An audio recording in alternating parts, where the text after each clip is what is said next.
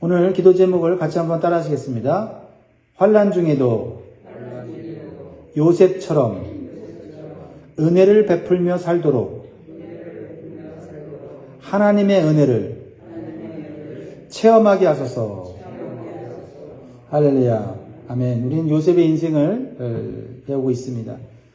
요셉은 오늘 본문을 통해서 보면 하나님이 주신 은혜를 세상에 베풀며 살고 또 형제들에게 베풀며 살고 또한 부모에게 은혜를 베풀며 사는 복된 인생을 사는 것을 보게 돼요. 사람은요, 환경이 어려워지면요, 마음부터 메말라져요.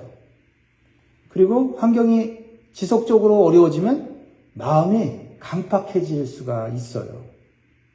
그런데요, 그러한 환난 중에도 하나님의 은혜를 체험하면 마음이 넉넉해지고 오히려 은혜를 베풀며 사는 삶을 살 수 있다는 거예요. 여러분 어떤 삶을 살기를 원하십니까? 환경에 의해서 여러분 마음이 메말랐다가 넉넉했다가 하는 걸 원하십니까? 아니면 환경을 뛰어넘어 하나님의 은혜가 내 마음에 채워짐으로 넉넉하고 여유롭고 은혜를 베풀며 사는 삶을 살고 싶습니까?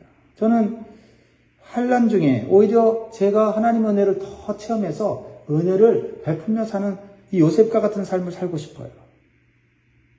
요셉이 총리로서 통치하는 애굽 땅에 큰 기근이 왔죠. 7년 동안 왔어요. 1년도 아니고 2년도 아니고. 그럼 7년 동안 왔으면 땅이 황폐해버리죠. 먹을 것이 없죠.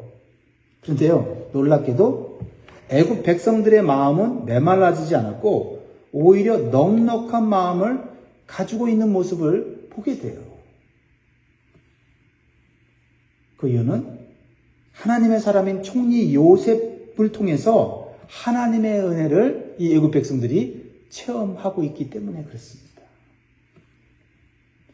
7년이나 기근이 계속되니 백성들은 돈도 떨어지고요. 그리고 가지고 있는 재산도 다 이제 떨어진 상태죠. 더 나아가 생명을 잃을 수도 있는 상황이 된 거예요. 그런데 총리 요셉의 지혜로 양식을 미리 준비하는 경제 정책과 지혜로운 토지 정책을 통해서 그들은 굶지 않고 오히려 미래를 대비하는 삶을 살게 되었다라는 거지요. 자, 23절에 보세요. 요셉이 백성에게 이르되 오늘 내가 바로를 위하여 너희 몸과 토지를 샀노라.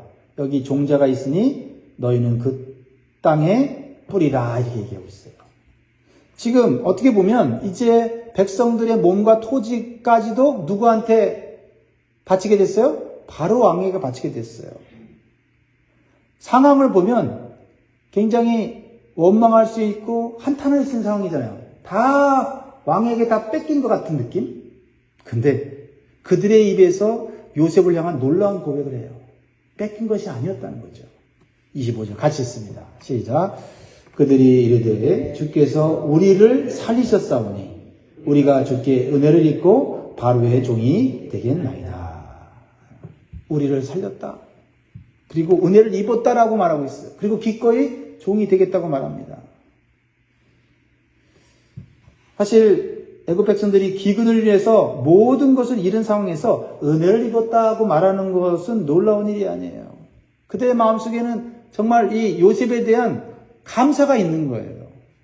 왜요? 하나님을 믿는 요셉을 통해서 하나님의 통치를 받는 삶이 생명을 보존하고 안전하고 풍요로운 삶을 살 수 있다는 확신을 갖게 된 거예요. 그래서 그들은 종이 되어 순종하며 사는 삶이 더 안전하고 행복한 삶이라는 것을 생각하고 스스로 종이 되겠다고 말하고 있는 거예요. 무엇을 믿습니까? 가진 재산이 없어도 자신의 생명을 보존할 수 있고 자신의 미래를 책임져 줄 수 있는 왕이 있다면 나는 차라리 그 왕의 종이 되겠다는 거예요. 여러분, 이것은 우리에게 주시는 도전이지요.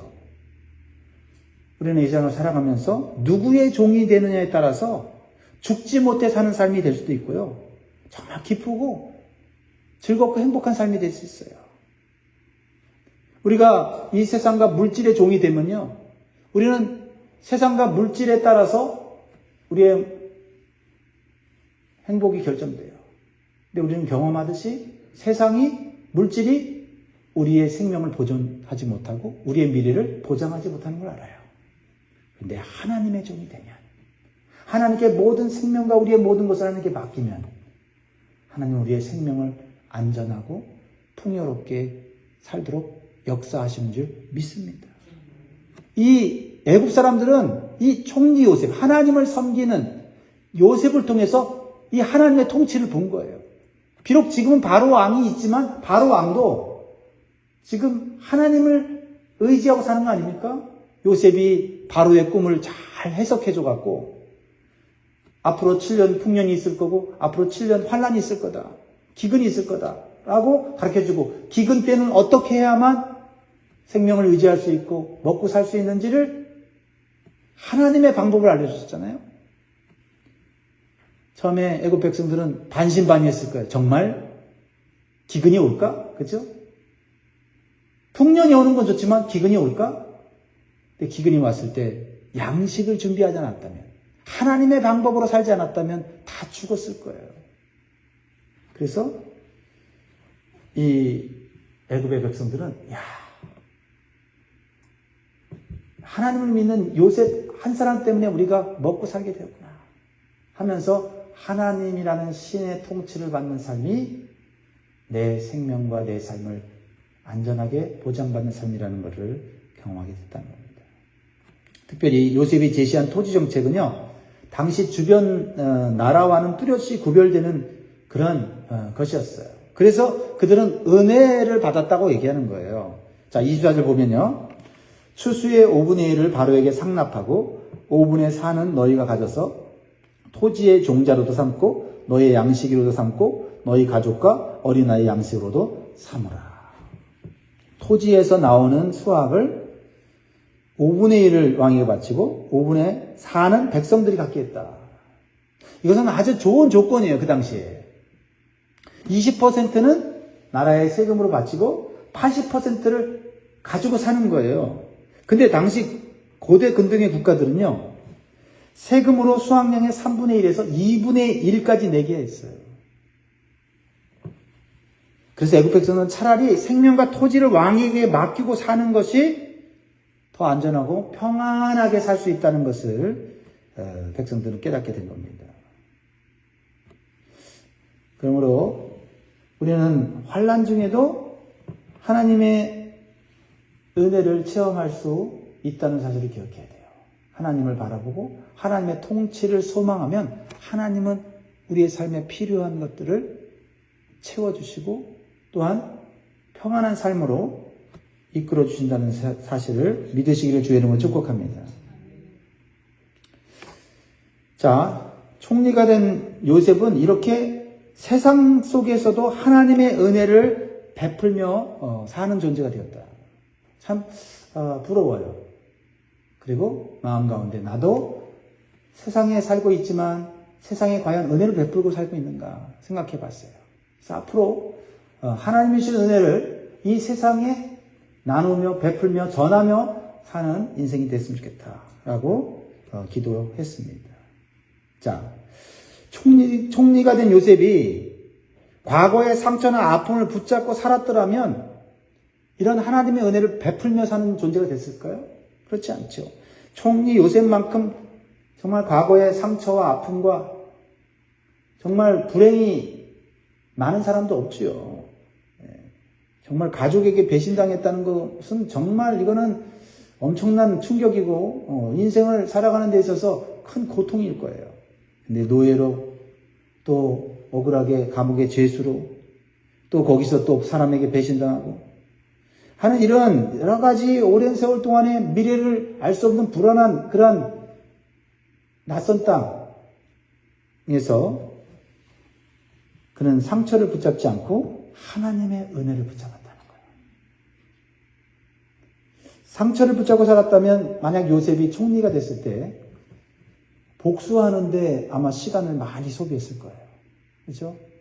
형들 만나기만 하다. 또 어쨌든 보디발의 아내가 자신을 억울하게 감옥에 집어넣지 않습니까?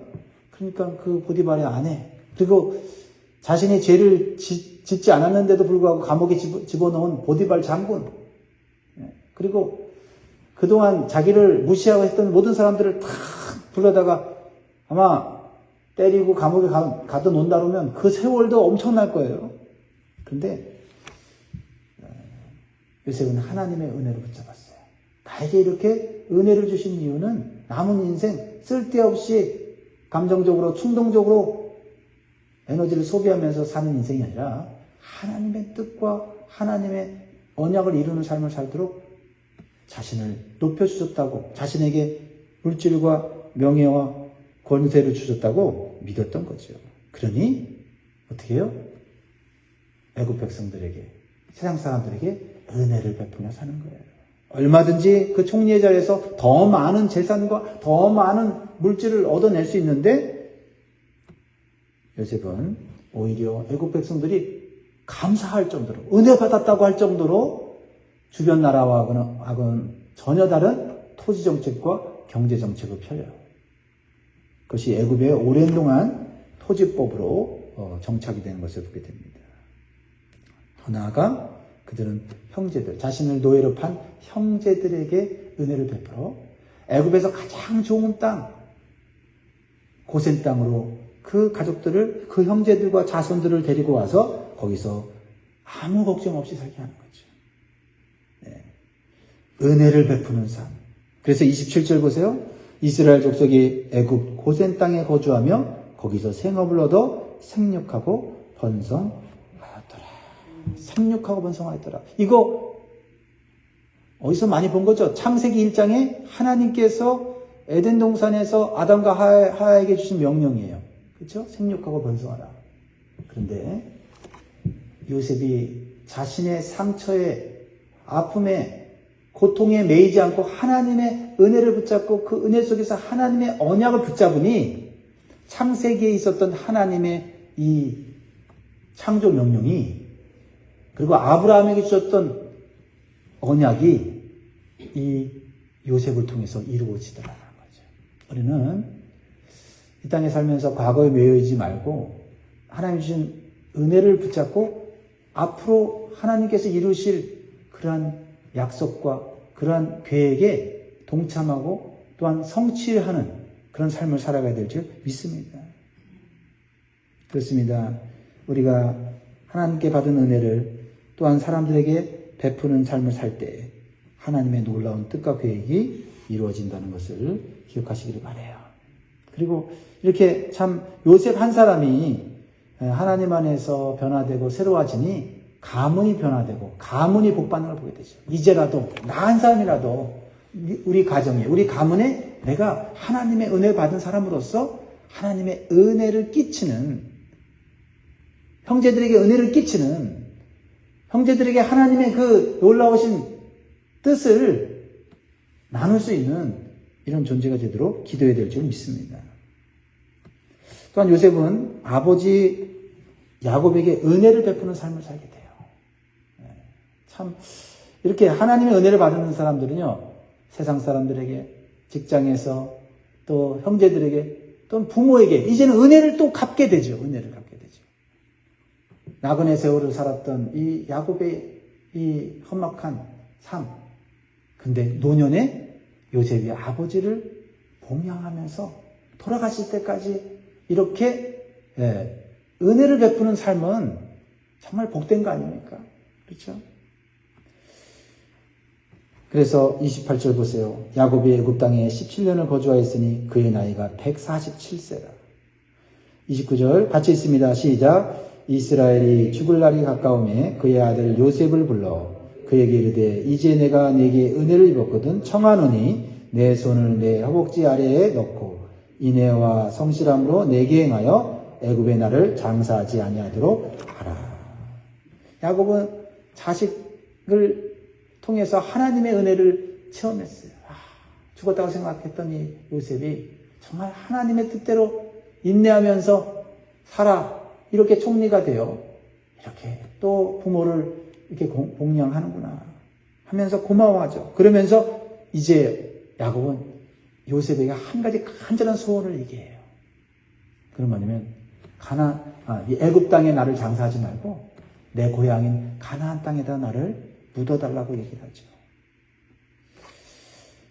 사실 이것은요, 어떻게 보면 야곱이 요셉에게 어떤 은혜를 한 번 더 베풀어 달라고 하는 이야기 같지만 사실은 거꾸로 야곱이 요셉에게 하나님의 은혜를 베푸는 거예요.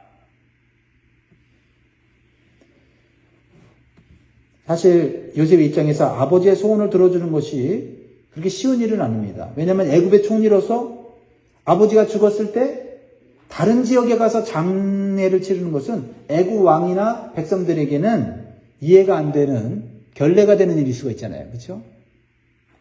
요셉의 개인적인 입장에서도 국장으로 화려하게 아버지를 그 수많은 애굽 백성이 있는 데서 그 장례를 치러드리면 얼마나 영광스럽겠어요?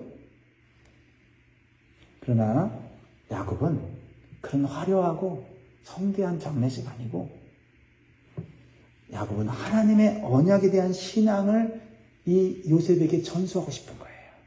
이 땅은 잠시 머무는 거고 영원히 하나님이 주신 땅, 영원히 거할 땅은 바로 가나안 땅이다. 네가 총리로서 이 세상에 대단한 존재 같지만 이 땅의 삶은 대단한 것이 아니야.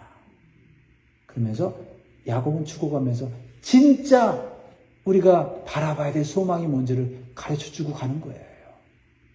이렇게 죽을 때 자녀들에게 부모의 간절한 소망이 그저 재산 나눠주면서 행복하게 살아라 이게 아니라는 거죠. 오히려 재산 때문에 싸우지 않습니까? 하나님 나라에 천국의 소망을 주면서 가는 이 부모의 모습, 그것이 바로 우리의 모습이 되어야 될 줄 믿습니다. 그것이 가장 큰 유산이고 그게 영원히 누릴 축복인 것을 야곱은 요셉에게 말하고 있는 거예요. 그래서 요셉은 순종해요. 순종하자 야곱이 그 소원 들어준다니까 하나님 앞에 그 죽어가는 몸을 일으켜서 예배드리는 모습을 보죠. 31절 마지막이죠. 시작. 야곱이 또 이르되 내게 맹세하라 하매 그가 맹세하니 이스라엘의 침상머리에서 하나님께 경배하니라. 그러면서 요셉이 나중에 죽을 때 뭐라는 줄 알아요? 나도 우리 아버지처럼 내가 여기서 장례를 치르게 되지만 내 유고를 꺼내어 출애굽 할 때 가나안 땅으로 가지고 가라고 자손들에게 유언을 해요. 자손들은 애굽에 살면서 언젠가는 우리가 이 땅을 벗어날 날이 있다는 것을 누구를 통해서 알게 돼요? 요셉을 통해서 알게 되는 거예요. 그때 우리는 요셉의 유고를 파서 가나안 땅으로 가져갈 거예요 하는 하나님의 비전을 갖게 됐다는 거죠. 이러한 간절한 부모의 신앙이 자녀에게 전수되어졌을 때 자녀들은 하나님의 자녀가 되고 또한 우리는 또 천국에서 우리 자녀들과 만날 수 있는 복된 복을 누리게 될 줄 믿습니다. 그렇습니다. 이 땅에서 아무리 화려한 삶을 살아도 이 땅에는 참된 안식과 평강이 없어요. 오직 하나님 나라에서만 참된 안식과 평강이 있는 줄 믿습니다. 오늘 기도 제목 한번 생각해 볼까요? 환난 중에도 요셉처럼 은혜를 베푸며 살도록 하나님의 은혜를 체험하게 하소서. 기도하겠습니다.